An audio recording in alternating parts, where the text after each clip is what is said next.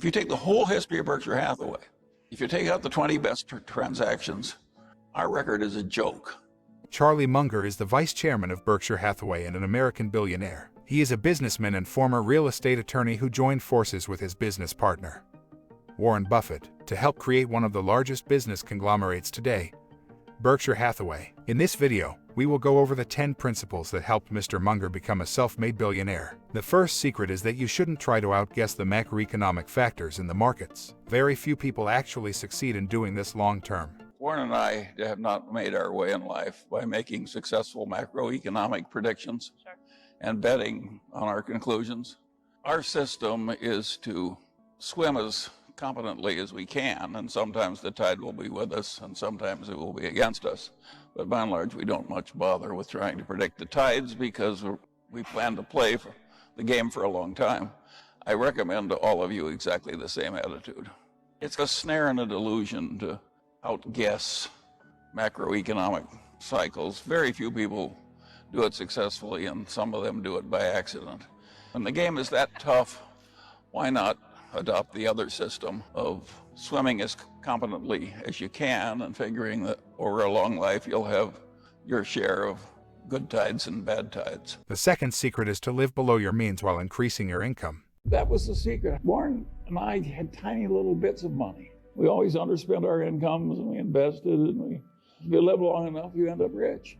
It's not very complicated. The third secret is that you have to make lifelong learning a priority. The other great secret is that we're good at lifelong learning. Warren is so much better in some ways in his 70s and 80s than he was younger that it's almost awesome. If you keep learning all the time, you have a huge advantage. The fourth secret is that you have to avoid any feelings of being a victim and don't let it hold you back. It's not my nature, when you get little surprises as a result of human nature, to spend much time feeling betrayed. I'm always want to just put my head down and adjust. So I don't allow myself to spend much time ever with any feelings of betrayal. So you're asking the wrong person, because if some flickering idea like that came to me, I'd get rid of it quickly.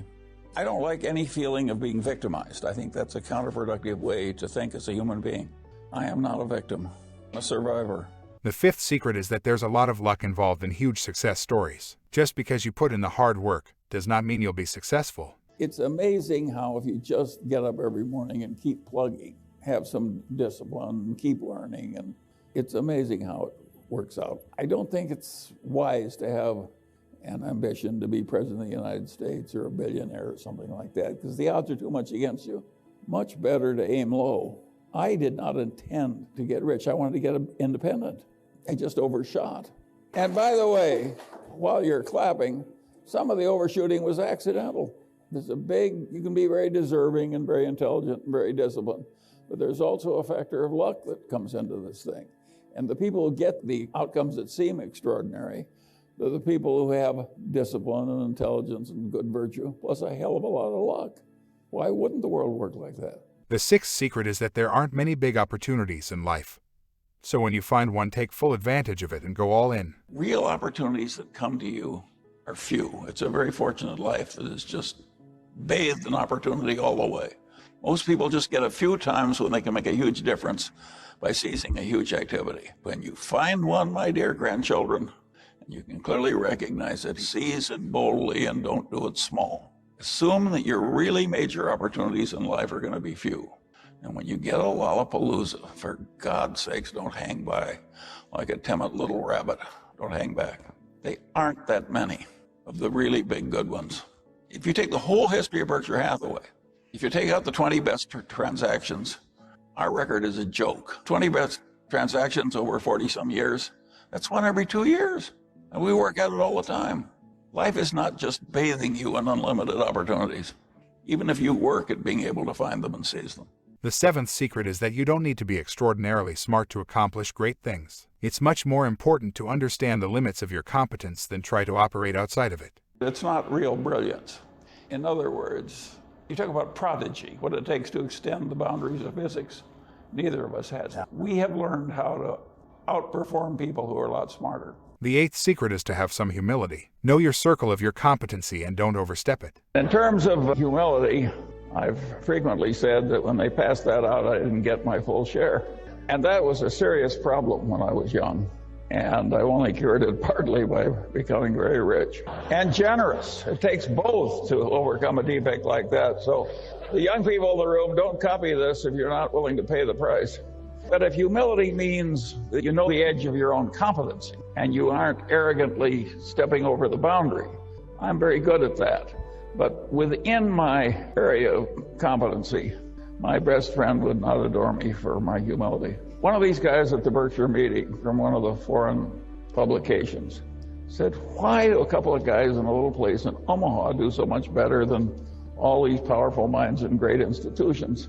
And I said, I think Warren and I know the edge of our competency better than other people do.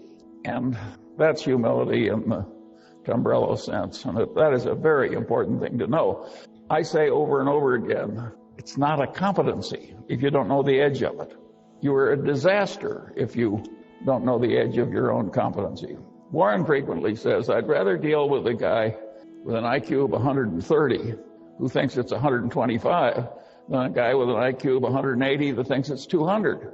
That second guy will kill you. And so it is very important to know the edge of your own competency. The ninth secret is that the best way to get what you want in life is to try to deserve it. Luckily, I got at a very early age the idea that the safest way to try and get what you want is to try and deserve what you want. It's such a simple idea. It's the golden rule, so to speak. You want to deliver to the world what you would buy if you were on the other end. There is no ethos, in my opinion, that is better for any lawyer or any other person to have. By and large, the people who've had this ethos win in life, and they don't win just money, just honors and emoluments. They win the respect, the deserved trust of the people they deal with. And there is huge pleasure in life to be obtained from getting deserved trust. And the way to get it is to deliver what you'd want to buy if the circumstances were reversed.